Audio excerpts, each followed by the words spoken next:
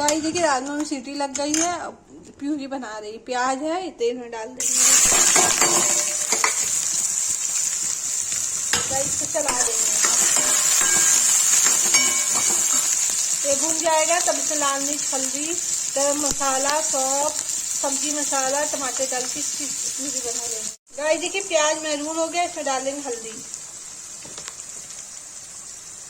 इसमें गाइस डालेंगे लाल मिर्च, भून देंगे।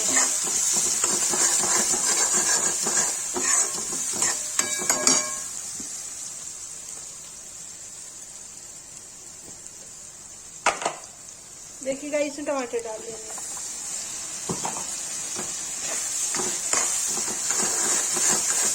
ये भून जाएगा तो ये राजमा में डाल के सीटी दे देंगे। गाइस देखिए राजमा की प्यूरी तैयार हो गई। अब राजमा में डाल देंगे, फिर इसको सीटी देंगे।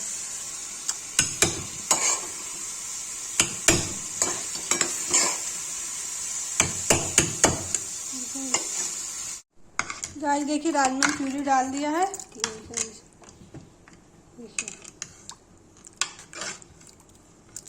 राजमा सीटी दे देंगे। 2 सीटी आएगी, ये गल जाएगा। गाइस देखिए इसमें सीटी आने वाली है, सीटी आ जाएगी तो बन के तैयार हो जाएगा। सीटी आ गई है, अब इसको बंद कर देंगे।